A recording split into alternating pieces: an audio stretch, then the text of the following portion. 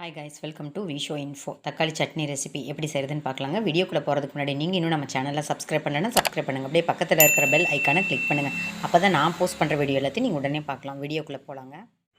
தக்காளி சட்னி செய்ய போகிறேங்க. அதுக்கு தேவையான பொருட்கள்லாம் பார்க்கலாங்க. தக்காளி வந்து ஒரு 4 தக்காளி, மீடியம் சைஸ் தக்காளி கட் பண்ணி வச்சுருக்கேங்க. பெரிய வெங்காயம் ஒன்று பெரிய சைஸில் கட் பண்ணி வச்சுருக்கேங்க. இந்த ரெசிபிக்கு தேவையான வெல்லம், இது வேணான்னு நீங்கள் ஸ்கிப் பண்ணிடலாங்க, உங்கள் ஆப்ஷனல் தான். இந்த ரெசிபிக்கு தேவையான உப்பு, 1 டேபிள் ஸ்பூன் தனியாக எடுத்து வச்சுருக்கேன், 1 டீஸ்பூன் மிளகாய்த்தூள், தனி மிளகாய்த்தூள் எடுத்து வச்சுருக்கேன். இது எல்லாம் ஒன்றா சேர்த்து அரைக்க வேண்டியது தான்.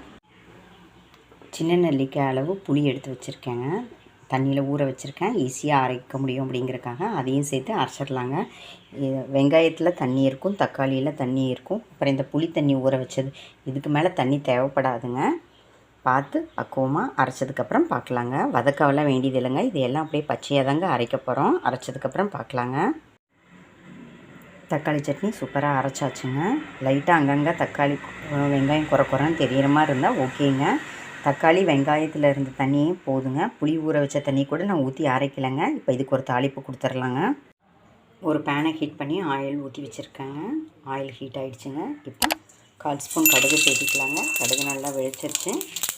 ஒரு 1/2 டீஸ்பூன் உளுத்தம்பருப்பு சேர்த்துக்கலாம். இது நல்லா கலர் சேஞ்ச் ஆனதுக்கப்புறம் இந்த தாளிப்பை எடுத்து அந்த தக்காளி சட்னியில் சேர்க்கணுங்க. ஒரு 1/2 டீஸ்பூன் பெருங்காயத்தூள் சேர்த்துக்கலாம். சட்னியை போட்டு பரட்ட வேண்டிய அவசியமே இல்லைங்க. இதை நம்ம நல்லா மிக்ஸ் பண்ணிவிட்டு இந்த தாளிப்பை அதில் சேர்த்துட்டா போதுங்க. கோல்டன் கலரில் பருப்பு மாறினா போதுங்க. இப்போ இதை அதில் மாற்றிக்கலாங்க. பாருங்கள், இப்போ தாளித்தா கடுகு உளுத்தம்பருப்பு இதில் சேர்த்திக்கலாங்க. நல்லா மொறுன்னு வறுத்து எடுத்துக்கலாங்க பருப்பை. அப்போ தான் சட்னி சாப்பிடும்போது சூப்பராக இருக்குங்க. இப்போ கறிவேப்பிலை இருந்தால் மேலே போட்டுக்கலாங்க. இப்போ இதை நல்லா மிக்ஸ் பண்ணி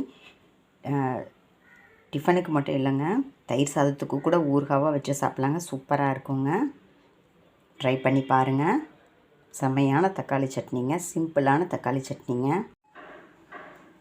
பாருங்கள், இந்த மாதிரி மைதா சப்பாத்திங்க. இதோட லிங்க்கை எப்படி செய்யணுங்கிறத நான் டிஸ்கிரிப்ஷனில் கொடுக்குறேங்க. இந்த சட்னிக்கு இது ரொம்ப ஆப்டாக இருக்குங்க, சூப்பராக இருக்குங்க. பண்ணி பாருங்கள். செம்மையான ரெசிப்பிங்க. இந்த மைதா சப்பாத்தி எல்லாத்துக்குமே நல்லாயிருக்கும், ஆனால் இந்த மைதா சப்பாத்திக்கு இந்த தக்காளி சட்னி ரொம்ப ஆப்டாக இருக்குங்க. என்னங்க, இந்த ரெசிபி உங்களுக்கு பிடிச்சிருந்தா லைக் பண்ணுங்கள், ஷேர் பண்ணுங்கள், கமெண்ட் பண்ணுங்கள். ஞாபகமாக சப்ஸ்கிரைப் பண்ணுங்கள். ஓகே, பாய்.